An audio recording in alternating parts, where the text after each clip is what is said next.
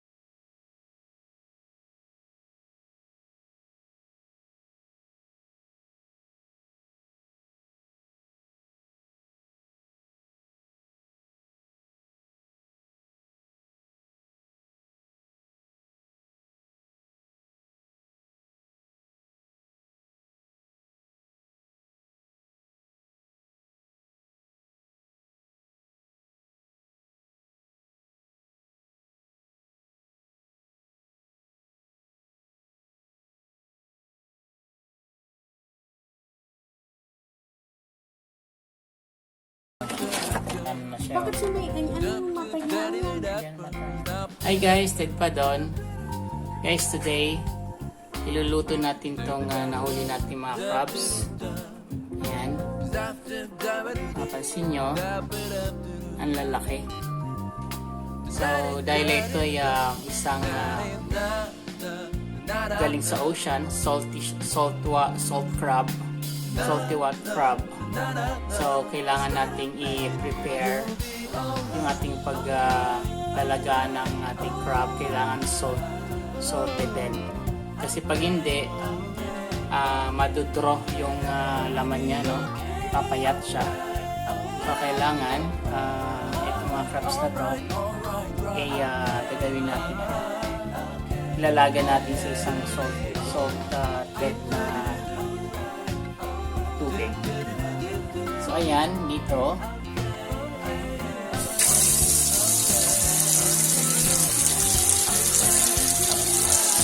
So, papakuluan natin yan at lalagyan natin siya ng salt. Kasi hindi ito katulad ng mga ordinaryong mud crab. Ang mud crab kasi, kahit na ilaga mo siya sa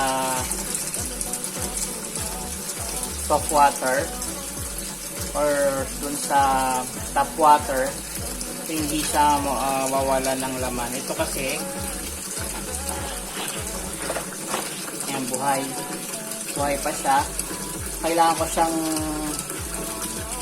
ilaga sa mainit na tubig kasi bago ko siya linisin kasi mangangagat to.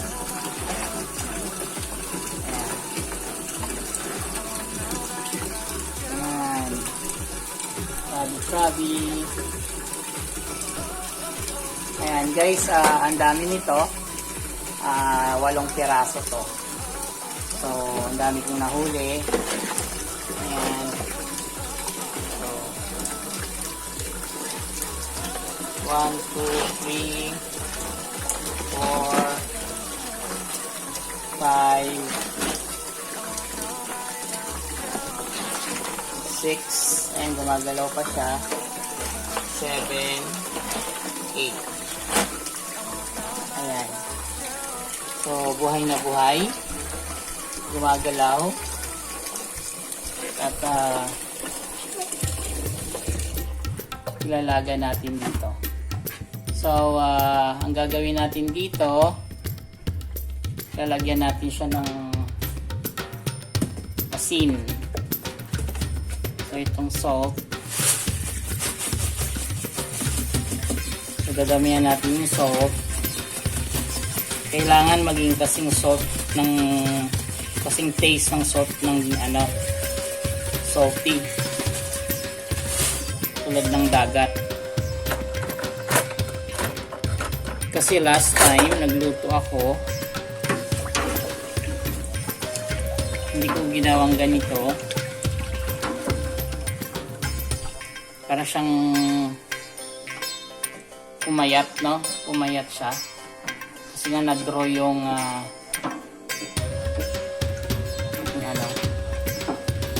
kanyang laman. Patikman natin kung very salty na talaga. Kaya saka natin siya papakuluan ngayon. So ayan, papakuluin lang natin yung tubig. So naka-high na siya yung kanyang temperature. So pag kumulo na to, saka natin ilalaga rito yung crab. So making sure yung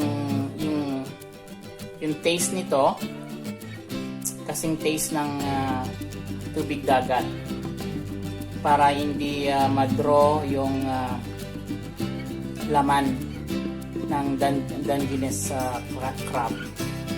Kasi pag hindi natin ginawa ito na hindi kasing salt ng seawater, magtataka na lang kayo bakit ang payat ng crab. Kasi nga yung nadudro niya, no, yung salt, no. Pag nilaga natin sa ordinaryong tubig na walang salt, tap water lang, walang lasa, ang mangyayari dun sa crab, dahil nga salt, galing sa salted water yung crab, madudro, no? Yung magiging asin nun mapupunta lahat doon sa nilaga nating tap water, at mapapansin nyo bakit ang payat ng crab, walang laman.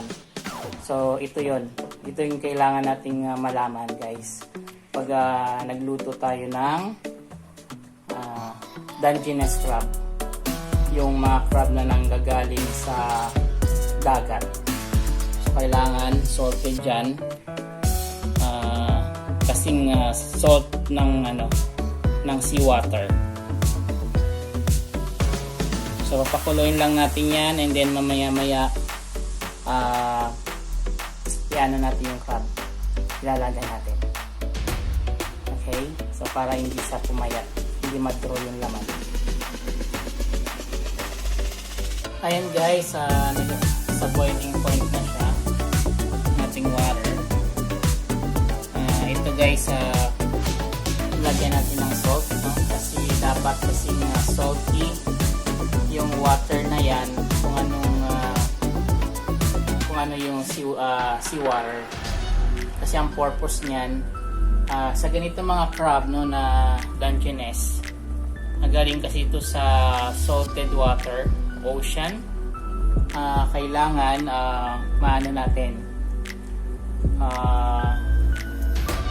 may prepare natin mabuti. Otherwise, sabi ko nga kanina, madodraw yung kanyang laman, no? Pag hindi natin ginawang salted to, itong paglalaga natin. Kailangan talagang kung anong lasa o asin ng dagat, dapat ganito rin siya ang ating paglalagaan. Kasi kumbaga magtataka kayo sa mga Dungeness crab na bakit ang payat. So ganun pala yun. So ang purpose naman nito, buhay pa to para malinisan natin, no? Ayan. So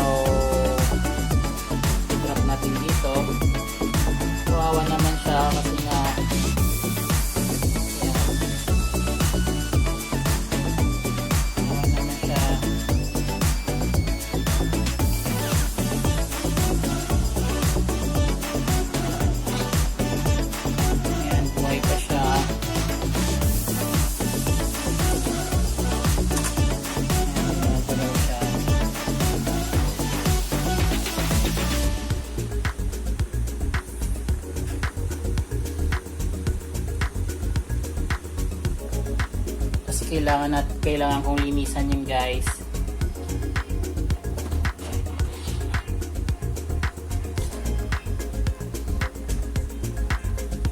Yan, kawawa naman.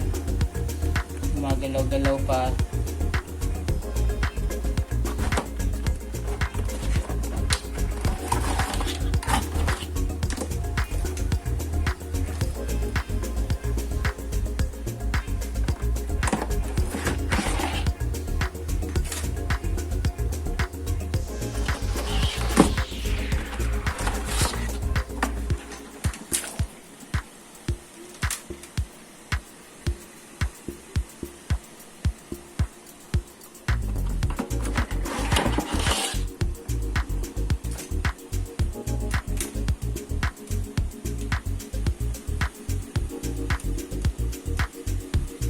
Kawawa naman.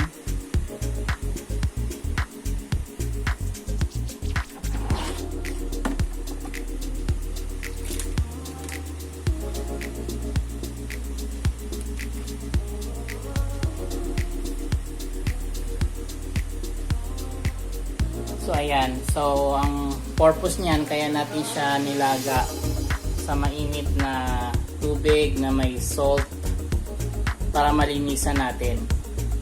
So mamaya i-brush natin yung kanyang katawan para pag niluto natin, for example gawin nating butter with sweet chili, yung crab, or ginataan, at kung ano-ano pa mga luto sa crab, ay talaga namang ma-enjoy natin kasi nga malinis. So kailangan nating linisan kasi galing siya ng sea water. May mga ron siya mga lumot-lumot. So para malinis natin mabuti. Kasi pag hindi natin yan linaga muna, kagatin tayo. So ayokong kumakagat. Masakit mga gato. Masarap kainin, masakit mga gato. Okay? So mamaya lilinisan natin. Ayan guys, so napakuluan na natin ang ating Dungeness crab. So ayan, pwede na siyang linisan. So pwede natin siya ng linisan ng tap water. I-brush natin siya para maging malinis at mailuto natin.